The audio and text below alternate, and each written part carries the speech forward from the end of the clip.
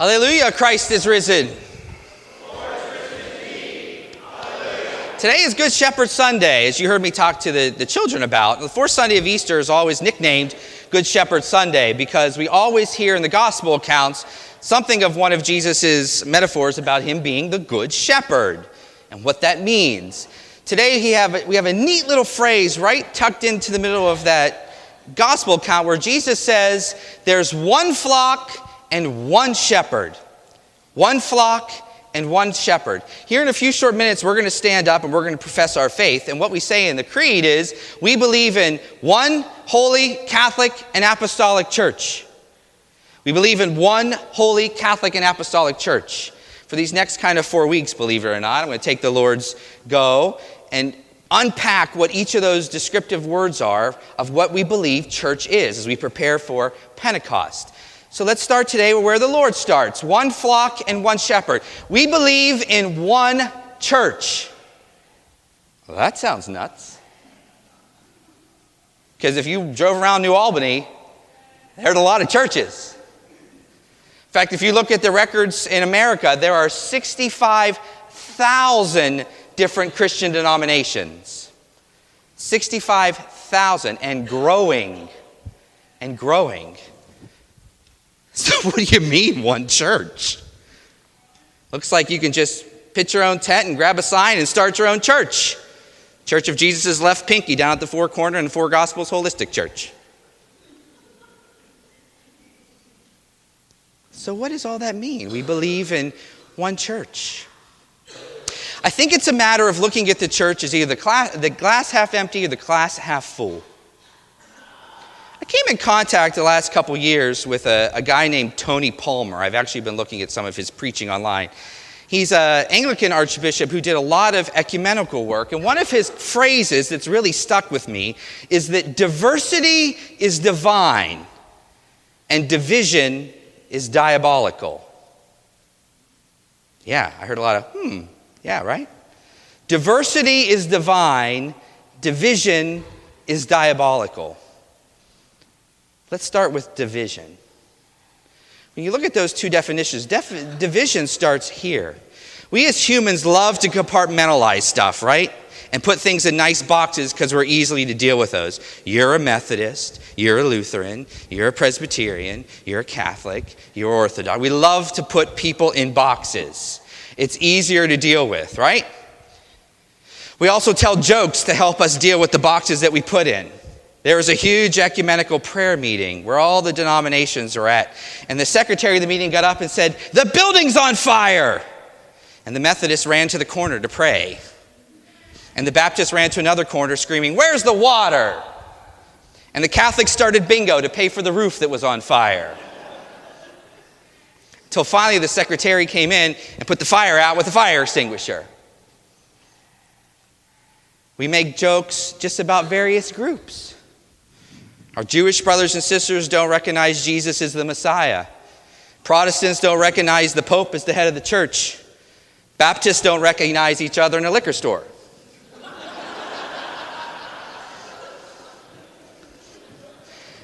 How many Episcopalians does it take to change a light bulb? Change? My Aunt Edna gave that light bulb in 1802. We can't change it. Father Jason's too Catholic. Oh. If I was too Catholic, Deacon Diana wouldn't be sitting next to me. The vestry would be an advisory board, and our collegial form of polity would be gone for a monarchy. I'm not too Catholic because I swing a censer or like to chant. That makes me an Episcopalian. And I'm very proud to be one.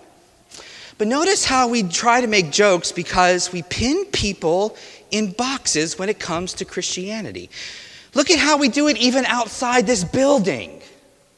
You have red states, you have blue states, you have Buckeyes, you have Wolverines. This has started way back from the beginning. When you look at Adam and Eve, as we stepped out of the garden, we've been talking a lot about that during Lent and Eastertide. Adam and Eve have two children, Cain and Abel. You kind of know the story, right? Cain was a harvester. He worked with grain. He grew crops. Abel was a shepherd. Good Shepherd Sunday.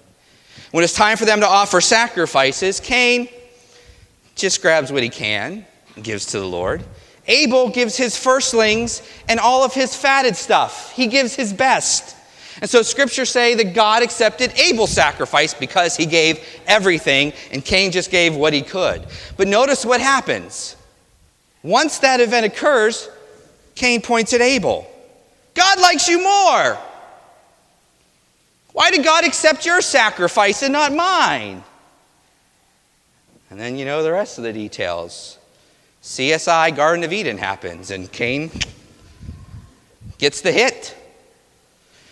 But notice why Cain did that. He didn't understand why God accepted Abel's sacrifice. A lot of times our prejudice and division come because we don't understand. And then he was fearful. I think he was fearful because he saw something in Abel that he wanted to be. He wanted to be someone who'd be able to give his whole self to God. But maybe he couldn't do it, or maybe he didn't know how to do it. There was fear there.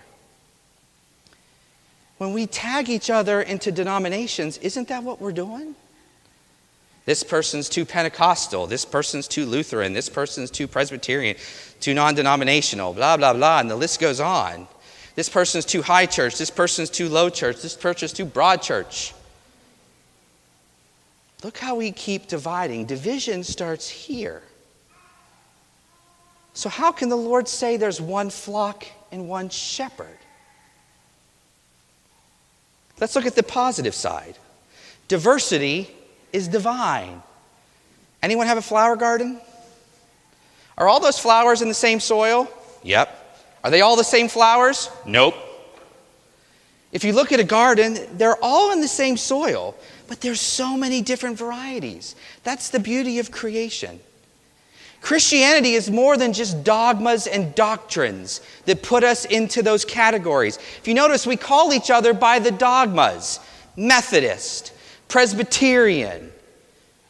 We put each other into the dogmas. But as St. Peter said in the Acts of the Apostles, salvation is from one name. It's a person.